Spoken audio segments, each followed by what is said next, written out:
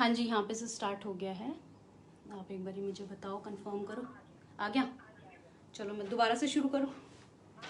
Okay okay, ठीक है aunty, okay. तो कल का देखा भी ध्यान रखियो, ला दे।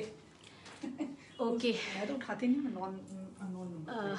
जय गुरु जी संगति संगत जी, सारी संगत को मेरा बहुत बहुत नमस्कार। और मैं गुड्डू आंटी। अभी पीछे लाइव चल रही थी, पता नहीं ब्लेसिंग्स में शायद जा नहीं रहा था, तो मैंने दोबारा शुरू किया है। तो सॉरी गुरु जी सारी महिमा तो आपकी होती है। तो आज गुरु जी ने सौभाग्य दिया है मुझे भी अपनी महिमा करने का, आपके सत्संग, अपने सत्संग शेयर करने का। तो मैं कुछ अपने सारे तो नहीं कर पाऊँगी, बहुत सारे पर्सनल हैं, बहुत सारे ड्रीम्स के हैं, बट बहुत काफ़ी सत्संग है जो मैं शेयर करूँगी। गुरु जी की मेहर वर्ड्स में बयान करना बड़ा मुश्किल होता है, क्योंकि उनकी तो मेहर पल पल बरसती है और हमारे पास इतने वर्ड्स ही नहीं है कि उनकी मेहर, उनका शुक्राना कर सकें। तो मैं गुरु जी से ईयर 2000 में फ़र्स्ट टाइम मिली थी। मेरी शादी को तब 5 महीने हुए थे और मेरी मदर का फ़ोन आया था मुझे 5 जुलाई को कि ऐसे गुरुजी के पास चलना है, तो तू आ जा। मेरी इन लॉज मेरे मेरठ में थे, तो मैं ससुराल में ही थी अपने मेरठ में। तो मैंने कहा मम्मी, क्या आप कौन से गुरुओं के चक्कर में पड़ गए हो? जैसा हम लोग सब होते ही हैं कि कौन से गुरुओं के चक्कर में पड़ गए हो, मैं किसी गुरुजी को नहीं मानती हूँ और आप ज़बरदस्ती कर रहे हो। मम्मी ने थोड़ा मेरे को जोर दिया कि नहीं नहीं, आ जा, गुरुजी की संत हैं, जो भी हैं गुरुजी हैं, तो ब्लेसिंग्स लेनी चाहिए। तो ऐसे टोक के मैंने अपने अपने हस्बैंड से बोला। हम 5th को मम्मी का कॉल आया था और 6th को हम लोग मेरठ से दिल्ली आ गए। 7th जुलाई गुरुजी के बर्थडे वाले दिन फर्स्ट टाइम हम लोग गुरुजी के पास गए और मैंने वहाँ देखा कि सारे लोग जैसे चरण छूती है गुरुजी के। मेरी बारी आई, मैंने भी गुरुजी के चरण छुए और गुरुजी ने बोला मुंडा दिता। तो मुझे ये बात समझ नहीं आई, क्योंकि मुंडा दिता उस वक्त उनकी बात जो होती है वो पत्थर की लकीर होती है, उस वक्त नहीं समझते थे। उस वक्त कुछ बस ऐसा ही लगा जैसे शादी हुई है नई नई और किसी भी बड़े बुजुर्ग गुरु के पैर छूगे तो वो यही बोलेगा कि मुंडा देता, बच्चा हो, या यही आशीर्वाद देगा। तो मैंने भी उसको वही सोच के उतना ही और मेरा क्या हो गया। और वहाँ से हम लोग वापस आए। वहाँ अच्छा लगा था, बट जैसे मानते तो थे ही नहीं हम लोग, और सामने बैठे इंसान को भगवान रूप में मानना तो वैसे भी बड़ा मुश्किल होता है। तो वही हमारा हाल था कि मिले थे पर माने नहीं थे। कब से गुरुजी ने जोड़ा है, कितने जन्मों से गुरुजी के साथ जुड़े हैं, ये बातें अब समझ में आती हैं कि कब से जोड़ा वो तो हम नहीं बता सकते। इस जन्म में भी कब से जुड़े वो भी नहीं बता सकते। मिले ज़रूर थे, बट जो गुरुजी से बॉन्डिंग, गुरुजी से प्यार और गुरुजी का आशीर्वाद तो हमेशा से मिला है, वो समझ पाना बड़ा मुश्किल है कि आप गुरुजी को कब, कितने टाइम से आप अच्छे से आप उनको मानने लगे। तो फर्स्ट टाइम वही 2000 में ऐसे ही जब गुरुजी ने बोला मुंडा दीता, मैं अपने अगले दिन ही ससुराल वापस चली गई मेरठ में। तो मुझे कुछ प्रॉब्लम चल रही थी उस वक्त और समझ में कुछ आ नहीं रही थी, क्योंकि मैंने 3 बारी प्रेगनेंसी टेस्ट करवाया था अपना और तीनों बार नेगेटिव था। तो नेक्स्ट डे जब हम गए तो मेरे अंकल ने बोला कि एक बारी और टेस्ट करा लेते हैं। गुरुजी ने बोला मुंडा दीता तो मैंने कहा ठीक है। और नेक्स्ट डे हमने टेस्ट कराया एंड इट वाज पॉजिटिव। तो थैंक्स टू गुरुजी। लेकिन उस वक्त खुश हुए, समझ में कुछ भी नहीं आया, ना ये पता था कि गुरुजी की ब्लेसिंग्स है, ना ये पता था कि गुरुजी का ही आशीर्वाद है, कुछ नहीं समझ में आया। खैर टाइम निकलता गया, जैसे स्विच ऑफ हो जाता है दिमाग, वैसे ही मेरा था, कुछ नहीं पता। फर्स्ट में तबीयत काफ़ी ख़राब रहने लगी थी, तो मैं अपने इन लॉस के यहाँ से अपनी मदर के यहाँ आ गई, क्योंकि बिल्कुल उठ के कुछ काम नहीं होता था, तो अच्छा नहीं लगता था कि सारे दिन लेटी रहूं। तो दिल्ली आ गई। सारे दिन तबीयत काफ़ी ख़राब रहती थी, टाइम निकलता गया, ना ज़्यादा मेडिसिन ली मैंने, टेस्ट भी कुछ ही करवाए, पता नहीं कुछ समझ में नहीं आया, जैसे एक एक स्विच ऑफ कर दिया था। उसका क्या रीज़न था गुरुजी जाने, और उसके पीछे भी क्या चीज़ होगी वो भी गुरुजी जाने। बट 7th मंथ में एक अल्ट्रासाउंड कराया तो मेरी डॉक्टर ने मेरे को बोला कि आपका जो बेबी है वो ग्रोथ नहीं हो रही है उसकी। तो मुझे बड़ा धक्का लगा, और क्योंकि फर्स्ट प्रेगनेंसी थी, टेंशन हो ही जाती है, तो मैं बड़ा परेशान भी हो गई। खैर पता नहीं गुरुजी की मेहर से ही 8th मंथ के एंड में मेरे को एक बहुत सीनियर डॉक्टर मिली। उन्होंने तसल्ली से मेरे से सारी चीज़ें पूछी, एक एक टेस्ट, एक एक रिपोर्ट, मेरी सारी हालत। उन्होंने 5-6 टेस्ट और लिख के दिए, वो सब कराए। फिर सारी कॉम्प्लिकेशंस समझकर, जो भी उन्हें समझ में आया, उन्होंने बोला कि आप ऐसा करो, जल्दी से जल्दी कोई एक डेट निकलवा लो। और कॉम्प्लिकेशंस मेरे को लग रही हैं काफ़ी, तो नॉर्मल करना तो मुश्किल होगा, आप ही डिसाइड करो कि नॉर्मल करना है कि सिजेरियन करना है।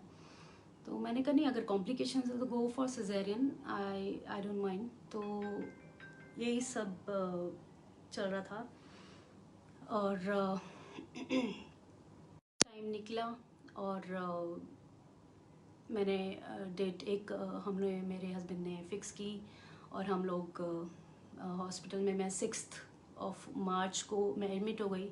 7th मार्च मेरा ऑपरेट हुआ, बेटा हुआ, जैसा कि गुरुजी ने कहा ही था। और थोड़ा सा वीक हुआ, बट थैंक्स टू गुरुजी बिल्कुल अच्छे खासे था, वो फिट एंड फाइन था। और ये सब गुरुजी की मेहर ही थी कि क्या चीज़ हुई, कैसे हुई, ये तो गुरुजी जाने। बट बहुत मेहर हुई, क्योंकि उसके बाद जब मेरे को डॉक्टर ने मेरी आके बताया कि आपने बहुत अच्छा डिसीज़न लिया कि आपने नॉर्मल के लिए नहीं गए, सिजेरियन के लिए गए, क्योंकि वाटर बैग में बिल्कुल भी पानी नहीं था, इसी वजह से आपको मूवमेंट्स नहीं लगते थे, और बेबी सारा पूरा का पूरा कॉज में लिपटा हुआ था। और अगर आप नॉर्मल के लिए जाते या 1-2 दिन लेट भी हो जाते तो उसके बचने की बहुत ही कम संभावना थी। तो इट्स ऑल मेहर ऑफ गुरुजी एंड शुक्राना गुरुजी, उन्होंने बहुत मेहर की। तब नहीं समझे थे, बट अब 4 साल बाद समझ में आया, क्योंकि 7th जुलाई को गुरुजी ने ब्लेस किया था, और 7th मार्च मेरे बेटे की डेट ऑफ बर्थ थी। और क्या प्रॉब्लम चल रही थी ये भी गुरुजी जाने, क्योंकि कुछ था, और क्या चीज़ मेरे अंदर से उन्होंने कन्वर्ट की, जो मुंडा दिता बोला था, ये भी मेहर सारी गुरुजी ही जाने, वो ही जान सकते हैं। एक सत्संग में और शेयर करती हूँ। 2013 में मेरी तबीयत काफ़ी ख़राब हो गई थी, काफ़ी वेट लॉस हो गया, बहुत वीक हो गई थी, और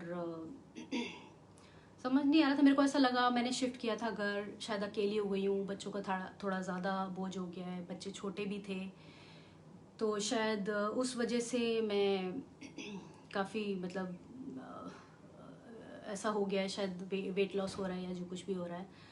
तो फिर उसी दौरान एक दिन मैंने अपने घर गुरुजी का सत्संग रखा हुआ, एक संगत आई थी, तो एक आंटी आई थी, और उनका भी बहुत गुरुजी से कनेक्शन है। तो उन्होंने मेरे से यही बोला कि आंटी आप काफ़ी वीक लग रहे हो, आप अपना टेस्ट क्यों नहीं कराते। तो मैंने कहा हाँ आंटी, मैं सोच रही हूँ, बट थोड़ा डर लगता है कि कुछ अगर निकला तो कैसे होगा, कौन संभालेगा। तो कहती नहीं नहीं, ऐसा क्या होगा, ज़्यादा से ज़्यादा मल्टीविटामिन्स की कमी होगी, और इससे ज़्यादा कुछ नहीं हो सकता। मैंने कहा अच्छा ठीक है आंटी, बिल्कुल। फिर उन्होंने एक चीज़ और बोली कि आंटी मैंने विजन में ना गुरुजी को भल्ले पापड़ी खाते देखा। तो मैंने कहा हाँ आंटी बिल्कुल। तो उसी सत्संग में भल्ले पापड़ी हम लोग ने गुरुजी को भोग लगाए, खाए। अब इसके पीछे क्या रीज़न था ये तो मुझे खैर नहीं मालूम था, पर ऐसे ही टाइम निकला। उसके बाद मैंने टेस्ट करवाया, और मुझे ट्यूबरकुलोसिस निकला। जिस दिन तक ये पता नहीं था तब तक तो चल रही थी, बट जिस दिन ये पता चला उस दिन मैं बेड से नहीं उठ पाई। मैं उठती थी, मुझे चक्कर आते थे, मैं फिर लेट जाती थी, मैं बहुत परेशान हो गई थी। बच्चे काफ़ी छोटे थे, कैसे संभालेगा, कौन संभालेगा, तो मेरी मदर ने बोला तू क्यों परेशान हो रही है, गुरुजी बैठे हैं और मैं हूँ, कोई दिक्कत नहीं है, संभल जाएंगे। तो ठीक है, RML से मेरी मेडिकेशन शुरू हुई और बहुत अच्छे से रिवाइव करी थी मैं। मेडिसिन का कोर्स 9 मंथ्स का था, बट क्योंकि बच्चे छोटे थे मैंने सोचा कि इसका कोर्स मैं 1.25 साल का लूँगी, ऐसा ना हो कोई भी चीज़ रह जाए तो बाद में परेशान करें। तो बड़े अच्छे से सब कुछ चल रहा था, बड़े अच्छे से रिवाइव हो रहा था। और 7th मंथ में मुझे ब्रीदिंग प्रॉब्लम होने लगी, मेरे लंग्स में से आवाज़ आती थी खड़खड़ करके। तो मुझे ब्रीदिंग प्रॉब्लम हो रही थी, तो मेरे को उन्हीं आंटी का फ़ोन आता है और वो मेरे से कहते हैं कि आंटी मुझे गुरुजी ने बोला था कि मैंने गुड्डू नू लाइफ ब्लेस कर दी है, ओदे बच्चे छोटे हैं तो उसको मैंने लाइफ ब्लेस की है, उसके लंग्स चिपकने सी, उसके लंग्स पापड़ी बनने सी मैं बल्ले कर दी थे और मैंने उसको लाइफ ब्लेस की है। तो शुक्राना गुरुजी का। ये जब मैंने मैसेज सुना तो मेरे को पता नहीं क्यों बड़े दिल को तसल्ली हुई। मैं डॉक्टर के पास गई अपने, उनको बताने के लिए कि मेरे को ऐसे ब्रीदिंग, तो वो बड़ा परेशान हो गया कि आपका कोर्स ख़त्म होने वाला है, बहुत अच्छे से चल रहा था, बहुत अच्छे से रिवाइव कर रहे थे, फिर अचानक ये कैसे हो गया। उसने हाथ खड़े कर दिया और उसने मेरे को एम्स रेफ़र कर दिया, डॉक्टर का नाम बता दिया, टाइम ले दिया, अपॉइंटमेंट हो गया मेरा फिक्स। मैं एम्स गई, वो डॉक्टर ने मेरे से डिटेल्स पूछी एंड देन फिर मेरे को बोला आप इसको लैब से अपने लंग्स का पानी निकलवाओ और इसको हम टेस्ट के लिए भेजेंगे कि क्या प्रॉब्लम है। नेक्स्ट डे मैं गई तो मुझे चेक किया उसने, डॉक्टर ने, तो उन्होंने कहा कि अराउंड 50 cc पानी है जो लंग्स में भरा हुआ है। और उन्होंने मेरे बैग से लंग्स में से पानी निकाला जो कि अराउंड 25 cc था और उसने बोला कि इससे ज़्यादा नहीं निकल सकता अंदर से पानी, इसको हम भेज देते हैं टेस्ट कराने के लिए। और बाकी के जो अंदर है, जो रह गया है, उसके उसने मेरे को पता नहीं कितने तरह के कॉम्प्लिकेशंस बताए। ये मतलब अंदर रह जाता है तो ये गाढ़ा हो जाता है एंड थिक होकर के ये लंग्स में चिपक जाता है एंड फिर उसके बाद ये प्रॉब्लम होती है, वो प्रॉब्लम होती है। बट कहीं ना कहीं मैं पता नहीं क्यों बड़ा सेफ फील कर रही थी, क्योंकि मेरे को जो मैसेज मिला था कि मेरे को सिर्फ एक ही चीज़ थी, अब डॉक्टर कुछ भी बोले, मुझे ये पता था कि गुरुजी ने मुझे ब्लेस कर दिया और उन्होंने ये बोला है कि मेरे लंग्स चिपकने थे। तो ये जो पानी भरा है ये गुरुजी ने लंग्स चिपकने से बचाने के लिए भरा है। उन्होंने कहा था पापड़ी होने सी भल्ले कर दी थे, तो पता नहीं बैक ऑफ द माइंड मेरे ये चल रहा था डॉक्टर क्या बोल रही थी, मेरे को कुछ समझ में नहीं आ रहा था। तो खैर टाइम उसकी निकला, वो मेरी जो पानी की रिपोर्ट्स चली गई टेस्ट होने के लिए। अगले दिन उसकी 3 दिन बाद उसकी रिपोर्ट्स आती हैं तो उसमें सब चीज़ नेगेटिव आती है, बिल्कुल ठीक होती है वो रिपोर्ट्स। और उसके बाद जब वो टेस्ट करते हैं मेरा, तो मेरे लंग्स के अंदर जो जितना भी पानी बचा था वो कहाँ गया, उसका क्या हुआ, ये तो सिर्फ और सिर्फ मालिक जान सकते हैं, गुरुजी जान सकते हैं, मुझे बिल्कुल नहीं मालूम। एंड उसके बाद वो परेशानी मुझे कभी नहीं हुई। मेडिसिन्स पूरी कोर्स मैंने पूरा किया एंड बिल्कुल बहुत अच्छे से रिवाइव हो के आई। तो थैंक्स टू गुरुजी, शुक्राना है मालिक आपका, आपकी मेहर, इतनी मेहर है कि हम जितना भी शुक्राना करें वो सब कम है। एक सत्संग में और शेयर करती हूँ कि मैंने 2009-10 की बात है, मेरे को ड्रीम आता है कि गुरुजी आए हैं, बैठे हैं और मैं उनकी गोद में सर रख के लेटी हूँ और मेरी आंखों से आंसू निकल रहे हैं। तो गुरुजी मेरे सर पे हाथ रखते हैं और कहते हैं जय गुरुजी। तो झटके से मेरी आंख खुलती है और मैं अपने हस्बैंड से बोलती हूँ कि मेरे को गुरुजी की मैं मंदिर जाना है, उन्होंने मेरे को चाय सेवा दी है। तो कहते हैं अच्छा ओके।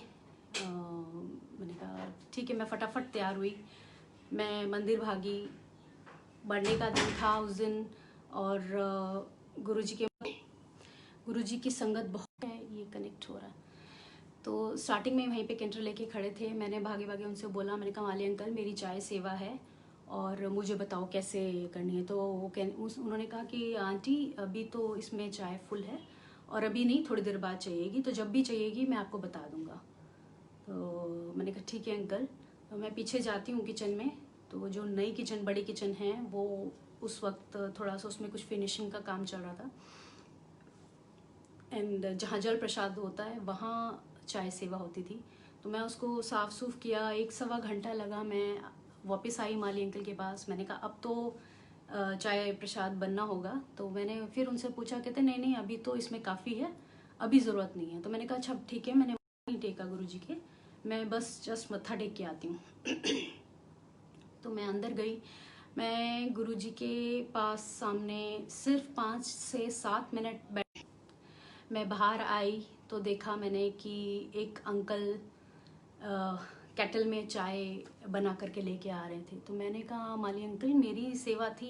तो कहता आंटी हमने आपको देखा और आप मिले ही नहीं। तो मैंने कहा अंकल मैं तो यहीं अंदर ही बैठी थी और 5 मिनट में कैसे चाय प्रसाद बन गई, क्योंकि इतने बड़े भगोने जो होते हैं उसमें चाय प्रसाद बनने में 40 to 45 मिनट्स, कभी कभी ज़्यादा भी लग जाता है, इतना टाइम लगता है। तो मैं बड़े हैरान थी, थोड़ा परेशान भी हुई। मैंने कहा गुरुजी ने मेरे को चाय सेवा दी है और मुझे चाय सेवा नहीं मिली। तो मैं परेशान थी, मैं घर आ गई। खैर आ रहा है क्या, मैं थर्सडे में जाती हूँ तो एक आंटी की सेवा हो रही थी, उन्होंने मना कर दिया कि नहीं नहीं आंटी आज मेरी सेवा होती है तो मैं आपको तो नहीं दे पाऊँगी। मैं ऐसे सैटरडे गई, सैटरडे एक अंकल की सेवा होती थी, उन्होंने भी मना कर दिया, संडे भी मुझे सेवा नहीं मिली।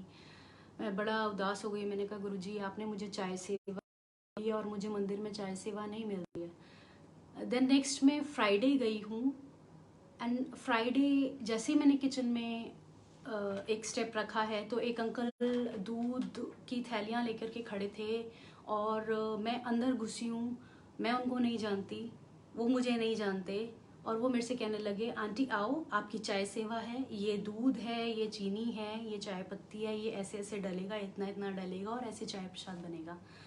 मैं कहा थैंक यू अंकल और थैंक यू गुरुजी, क्योंकि मुझे समझ में नहीं आया, जैसे मेरा वेट हो रहा हो उस दिन चाय प्रसाद बनाने के लिए कि ये आंटी आएंगी।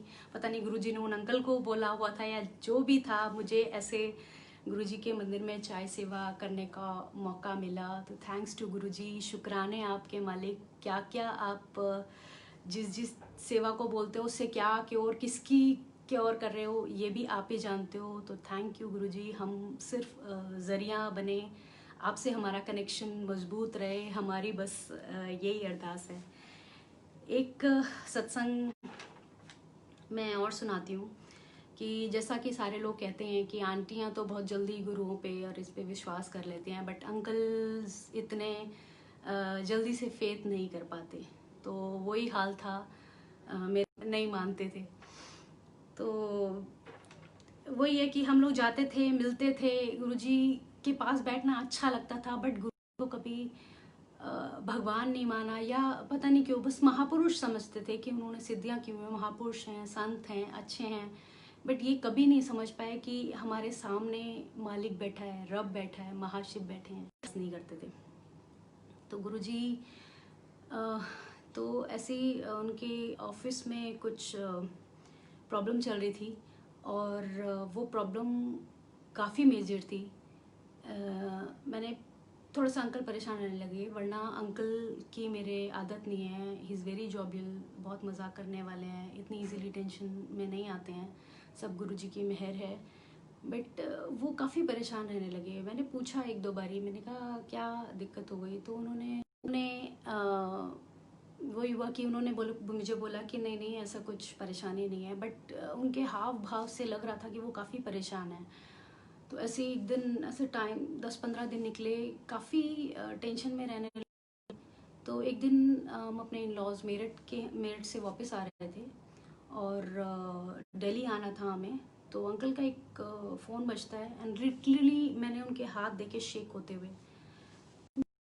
क्या बात हो गई, कहते हैं नहीं कुछ नहीं, मैं बस यहाँ पे पास में गाज़ियाबाद में मेरी सिस्टर इन लॉ का घर था कि हम वहाँ चलते हैं। मैंने कहा ठीक है। तो हम लोग दीदी के घर गए। मैं दीदी के साथ बिज़ी हो गई। जनवरी एंड चल रहा था, काफ़ी ठंडिंग हो रही थी और मैं दीदी के साथ बिज़ी हो गई चाय वाय में, इसमें उसमें। 20-25 मिनट हो गए और मैं बाहर आई तो देखा कि जीजा जी अकेले बैठे हैं और मेरे हस्बैंड वहाँ पे हैं ही नहीं। तो मैं अपने अंकल को ढूंढ रही थी और मैंने उनको कॉल किया तो कहते हैं हाँ मैं बाहर हूँ। मैंने कहा बाहर इतनी ठंड में बारिश हो रही है, आप बाहर क्या कर रहे हो? तो वो कहते नहीं नहीं मैं अभी आ रहा हूँ। तो थोड़ी देर बाद ये आए। मैंने वहाँ तो खैर उनसे कुछ नहीं पूछा। घर आए हम रात को, दिल्ली पहुँचे 10 साढ़े 10 बजे। तब मैंने इनसे पूछा तो मेरे अंकल ने बोला कि कोई है जो उनको फ़ोन कर रहा है और उनको परेशान कर रहा है, एक तरह से मतलब धमकी दे रहा है, या इन अदर वर्ड्स। मैं तो बहुत एकदम हिल गई। मैंने कहा ऐसे कैसे हो सकता है? मैंने कहा आपने कुछ गलत नहीं किया। जैसा कि हर वाइफ को पता होता है कि क्या गलती है या नहीं है, तो मैंने उनसे यही बोला। मैंने कहा आपने जब कुछ गलती की नहीं है, कुछ गलत किया ही नहीं है, तो आप क्यों डर रहे हो? आई डोंट नो, पता नहीं उसने जैसे हिप्नोटाइज कर दिया था। वो जब भी कॉल करता था अंकल अपने आप में रहते ही नहीं थे और उन्हें कुछ समझ ही नहीं आता था, बस वो परेशान हो जाते थे। और मैं उनको हमेशा ये कहती थी आप क्यों परेशान हो रहे हो, गुरुजी हैं साथ में, कुछ नहीं होगा, आपने कुछ गलत किया ही नहीं है, तो आप क्यों डर रहे हो? तो ऐसे खैर टाइम निकला और 6-7-8 दिन निकले। 9 फेब का टाइम था, डेट मुझे याद है अभी भी। एक आंटी के घर सत्संग था। हम वहाँ मैं वहाँ पे पहले चली गई थी, तो वहाँ गए हम लोग और आंटी के पास बैठी मैं। तो उन्होंने 4 बजे करीब पहुँच गए थे, 6 साढ़े 6 से सत्संग शुरू था। तो आंटी ने मेरे से पूछा अंकल कहाँ हैं? वो आंटी का भी बहुत अच्छा कनेक्शन था गुरुजी से। आई डोंट नो गुरुजी उनको क्या इंस्ट्रक्ट कर रहे थे या जो भी था। तो आंटी ने पूछा अंकल कहाँ हैं? मैंने कहा आंटी वो ऑफिस से अभी आ जाएंगे थोड़ी देर में। तो 4:30 बजे आंटी ने फिर मेरे से पूछा कि अंकल कहाँ हैं? मैंने कहा आंटी वो ऑफिस में हैं और अभी आ जाएंगे, मैंने उनको बोल दिया है वो आ जाएंगे। तो उसके बाद 5 बजे आंटी थोड़ा ज़्यादा ही मतलब परेशान हो गए और उन्होंने थोड़ा फोर्सफुली मेरे को कहने लगी कि मेरे को तू अंकल को फ़ोन कर और अंकल को बुला। मैंने कहा अच्छा ठीक है। मैंने अंकल को कॉल किया, फ़ोन एक बार ही मिलाया, अंकल ने नहीं उठाया। दूसरी बार मिलाया, अंकल ने नहीं उठाया। तीसरी बार बुलाया अंकल ने नहीं उठाया। चौथी बार मैं खुद परेशान हो गई, आंटी परेशान थी और वो फ़ोन मिलाया। 4th टाइम मेरे अंकल ने फ़ोन उठाया तो मैं गुस्से से बोली, मैंने कहा फ़ोन क्यों नहीं उठा रहे हो? तो कहते नहीं नहीं मैं ऑफिस से निकला था अभी बस, तो इसीलिए। तो मैंने कहा कि आपको पता है मेरे यहाँ पे सत्संग में आना है आंटी के घर? तो कहते हैं हाँ मुझे पता है, मैं देखता हूँ अभी। तो उधर से मेरे को आंटी बोल रहे नहीं उनको बोल के आ जाएं। तो मैंने कहा आप आंटी के यहाँ आना है सत्संग में? तो कहते हैं हाँ मैं पहले घर जाऊँगा, फिर फ्रेश होऊंगा, फिर देखता हूँ, सोचता हूँ। तो उधर से आंटी मेरे को फोर्स कर रहे हैं नहीं नहीं उनको बोल तो वो डायरेक्ट आ जाएंगे, यहीं फ्रेश हो जाएंगे।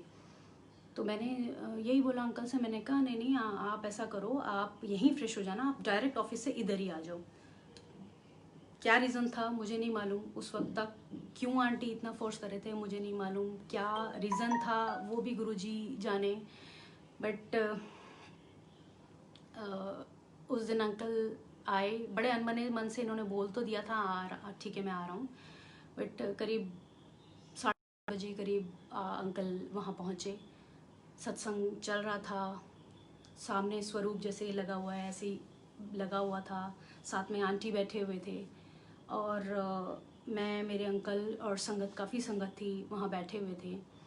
तो 9 बजे करीब रात को मैंने ऐसे देखा तो अंकल की आंखों से आंसू निकल रहे थे और मैंने सामने देखा तो आंटी गुरुजी के स्वरूप के साथ हमारी तरफ ही देख रही थी और उन्होंने हाथ से ऐसे 1 2 3 4 ऐसे इशारा किया और यूं कर दिया। हमने जस्ट वो एक्शन देखा, उसके पीछे रीज़न क्या है कुछ समझ में नहीं आया कि क्या रीज़न है, उन्होंने क्या ऐसे किया, क्यों किया, कुछ नहीं समझ में आया। बट ये गुरुजी की मेहर है और ये क्या चमत्कार है ये तो गुरुजी जाने।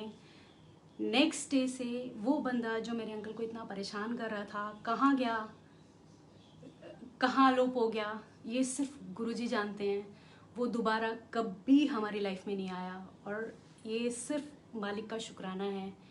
इतनी मेहर इनकी है कि वो हमारा इतना ध्यान रखते हैं, वो अपनी संगत को कभी परेशान होने नहीं देते हैं। ये सब मेहर सिर्फ एक ही कर सकता है, वो मालिक है। जो मालिक बैठे हुए हैं, हम उन्हें मालिक कहते हैं, हम उन्हें रब कहते हैं, और उनका लाखों लाखों करोड़ों गुना शुक्राना करते हैं कि वो इतना प्यार अपनी संगत से करते हैं, इतना प्यार देते हैं कि हम लोग कुछ और ध्यान नहीं रहता, सब कुछ भुला देते हैं। वो अपने रंग में बिल्कुल हम रंग देते हैं, और हम तो चाहते यही हैं कि मालिक बस अपने चरणों में रखो, अपने रंग में रंग दो, हमें और कुछ नहीं चाहिए।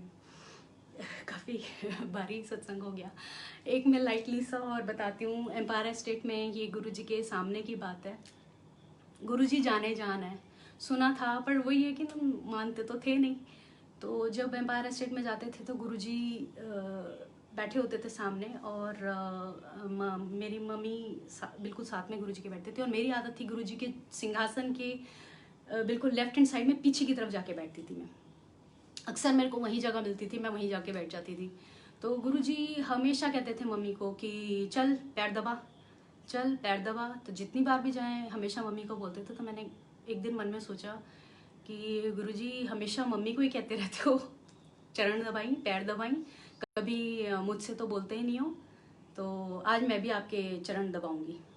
तो मैंने ऐसे सोचा, मैंने अपना ही हाथ ऐसे रखा कि ये आपका चरण है, और मैंने ऐसे करके एक बार के दर करके ऐसे दबाया, और ऐसे जैसे दूसरी बार दबाया गुरुजी ने पीछे मुड़ के मेरी तरफ देखा, मैं वहीं अटक गई, मेरी सांस वहीं रुक गई, और इतनी प्यारी स्माइल गुरुजी ने मुझे दी।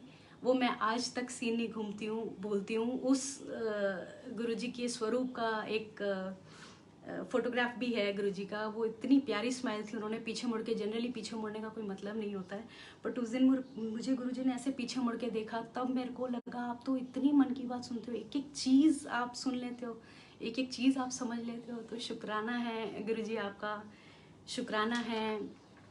सत्संग में एक और बताती हूँ, ये अभी लेटेस्ट है, लास्ट ईयर का सत्संग है। नवंबर मेरा बर्थडे होता है, तो मेरे को यही पीछे से आया कि मैं गुरुजी के दरबार लगा हुआ है, संगत है, और मैं पिंक कलर का केक काट रही हूँ। तो ये तो गुरुजी ने मैसेज दे दिया कि पिंक कलर का केक काटना है और सत्संग होना है, क्योंकि संगत दिखाई दी थी, गुरुजी का स्वरूप सामने था। तो मैंने कहा अच्छा ठीक है। और उसी दिन मैंने मेरी मदर को गुरुजी ने 18 इयर्स बैक अपने 4-5 स्वरूप दिए थे, और मैंने उसमें से 2 गुरुजी के स्वरूप लिए थे। मम्मी ने मेरे को 2 स्वरूप दिए थे, वो जो क्लचर वाले क्लिप वाले फोटोग्राफ होते थे गुरुजी के छोटे छोटे, वो गुरुजी ने अपने हाथ से दिए थे मम्मी को स्वरूप, जिसके पीछे गुरुजी ने अपने साइन किए हुए थे।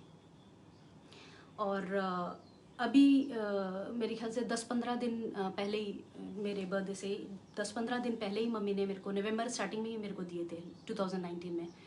तो मैंने उसको बड़े अच्छे से एक पाउच में डाल दिया। तो अब ये 24 को जब मेरे को दिया, तो उस दिन मैंने कुछ काम से वो पाउच खोला, और मैंने वो स्वरूप निकाले, माथे से लगाए, उनको टर्न किया, तो मेरे तो होश उड़ गए। उसके पीछे से जो गुरुजी के सिग्नेचर्स थे वो गायब हो गए थे, सिर्फ उसका इम्प्रेशन रह गया था, बट वो सिग्नेचर्स वहाँ नहीं थे। दोनों ही स्वरूप में से वो सिग्नेचर्स गायब हो गए थे। मैं इतना परेशान हुई, मैं इतना दुखी हुई, मैं बार बार गुरुजी से बोल रही थी, पूछ रही थी, गुरुजी क्या मेरे से ऐसी भूल हो गई? 18 साल से ये स्वरूप आपके मम्मी के पास रखे हैं, और इसमें आपके सिग्नेचर्स थे, तो ऐसा क्या हो गया कि 4 दिन पहले ही मैं आपको लेके आई हूँ और आप के सिग्नेचर्स इसमें से चले गए? दिन रात मैं इस बात को सोच सोच के मैं इतना परेशान हो रही थी। चलो खैर, मैंने मम्मी को भी बताया, अपनी सिस्टर्स को भी बताया कि ऐसे सिग्नेचर्स उसमें गायब हो गए। फिर मेरे को एक दिमाग में ये भी था कि वो प्लास्टिक के लेमिनेटेड होते थे, उसके पीछे से शायद पाउच से मिट गए होंगे। मैंने क्यों नहीं सेलो टेप से उनको प्रिजर्व किया, मैंने क्यों नहीं उनको ठीक से वो करा। मैं बार बार अपने आप को ऐसा बोल रही थी, मुझे बड़ा अंदर से बड़ा दुख हो रहा था। तो खैर टाइम 2-4 दिन निकल गए, मतलब 4-5 दिन और पहले की बात थी। तो इसके बाद ये टाइम निकला, मैं बड़ा परेशान 24 को जब मैंने ये ड्रीम देखा था, उस वक्त उससे पहले ही मैंने देख लिया था, तो मैं बड़ा परेशान थी। 26 को जिस दिन सत्संग होना था, मेरा बर्थडे था, सारी तैयारी कर ली थी, पिंक केक ये, एंड मैंने वो स्वरूप बड़े दुखी मन से निकाले। मैंने कहा ये स्वरूप गुरुजी के, गुरुजी वही दिमाग में चल रहा था। मैंने दोनों मत्थे से लगाए एंड मैंने उनको टर्न किया। संगत जी आप बिलीव करोगे, उन पे दोनों पे इतने डार्क, पहले से भी डार्क गुरुजी के साइंस अपीयर हो गए। एक पे डार्क ब्लू कलर के, एक पे डार्क ब्लैक कलर के। तो शुक्राना मालिक का, थैंक यू।